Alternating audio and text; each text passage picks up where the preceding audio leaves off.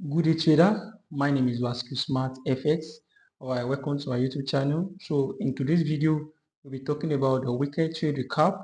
So we're looking at one of the trade we took during the week and analyzing, talking about strategy and how we take the trade.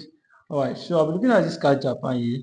So I'll be looking at this CADJPY. This is the trade here. CADJPY buy limit entry 116.0.52. Alright.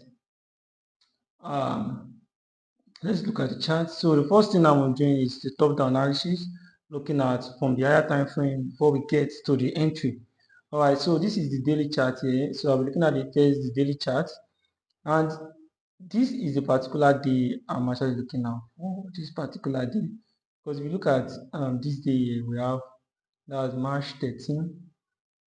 So I'm looking at this. This is where the trade is being built up, because most time or mostly my trading strategy is based on the order flow legs. So I need to see a fair value gap before I take any trade, right? So here I have a fair value gap here. So I have a fair value gap here.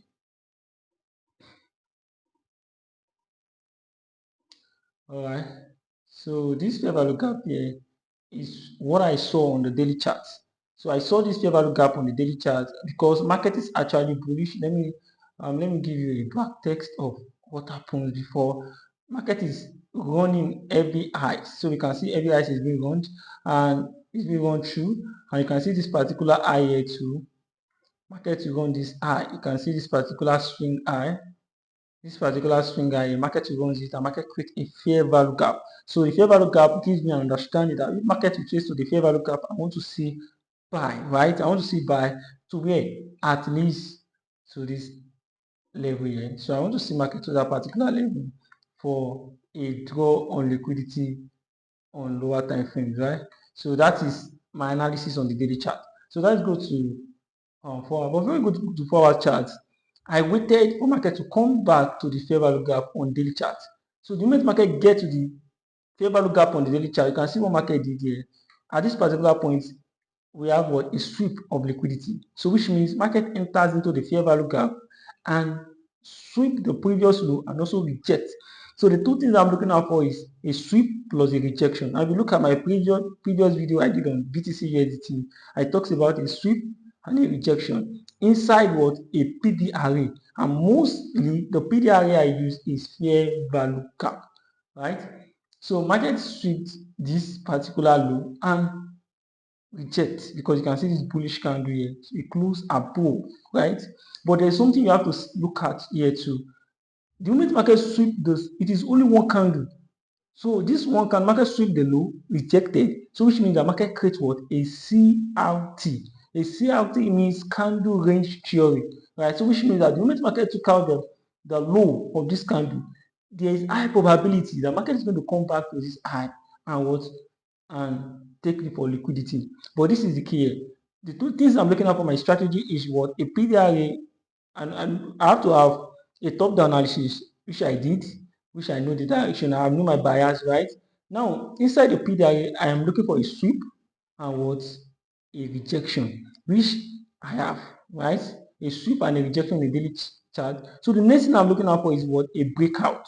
So a breakout, I'll go to 4 hours chart or 2 hours. If there's no breakout on 4 hours, I'll go to 2 hours. Now let's go down to 4 hours chart.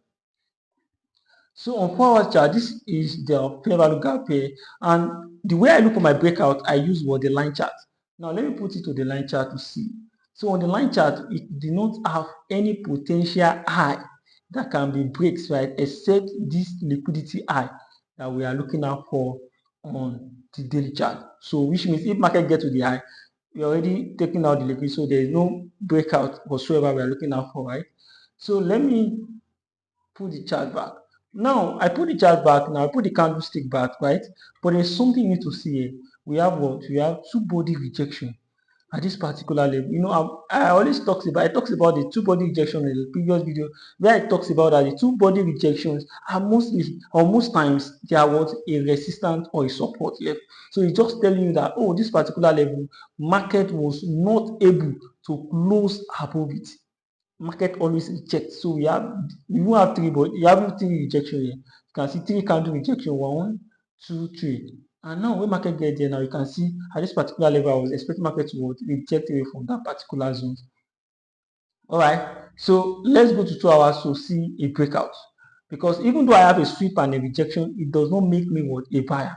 Even though I have a top-down analysis, I have a draw on liquidity, I have a sweep, a rejection, I can't just enter buy from anywhere. I need a breakout that is going to tell me that, okay, right now, market is bullish. Alright, so when I come to 2 hours here, I put a line chart. So the first thing I'm seeing is this breakout. This high signify that we have what? A breakout. So the moment we have a breakout, I go down to my candlestick back. So a breakout is what is confirmed, right? A breakout is confirmed, and now this is the candle which the breakout occurs. Now let's also go back to the daily chart. I want to look for two body rejection, because the two body rejection is what I used for my entry in the previous video. So I'll be using it for this entry also. So we have a two body rejection here. So you can see this two body rejection at this particular level. So I'll be entering at my two body rejection after I sweep. So if I go down to 2 hour charts, now this is the thing here. The first entry is at this particular level. This is the first entry. At this retracement, this is supposed to be my entry. But the moment I missed out at this particular entry, this is supposed to be 1 to 2, right? Now I waited for market to come back there. Now this is my second entry. I waited for market to come back there. So let me use this particular one. So this is where I wait here. And where should I put my stop loss? My stop loss should be at the lowest low. That is an invalidation zone where I did not expect market to come back. If market comes back there, then it means that my idea on the trade is invalidated, right? So at this particular level, always 1 to 2, right? 1 to 2. Okay, right, that's just it. So 1 to 2, and you can see how market comes back there, and you can see how market gives what a sniper entry. This is what they call sniper entry. And also look at my BTC is also sniper entry. Most time this kind of two body rejection will be a sniper entry, but not every time, right? So this is the trade. You can see the exact place. I miss out on this first entry, and I put the second entry forward a re-entry. And where market is going, all right, so this is where market eats the take profit. So the 1 to 2 is actually not because I just want to tell you 1 to 2. I just give out 1 to 2. I just love giving 1 to 2. And if I see a high confident trader, I'm going to give out. You can see that the minute market gets 1 to 2, what the market do? Market comes back. If I have given out 1 to 5, or maybe say, oh, let me just wait here. Market comes back, it's my stop loss, and it looks as though I do not know what I'm doing, or maybe I feel, maybe it's my strategy fail, but that's not, my strategy did not fail. It's just that I just want more, right? I just want more, and that you need to understand the psychology behind the whole trading stuff. Market does not answer to any strategy. It answers to what you want to do. That's why market is always right.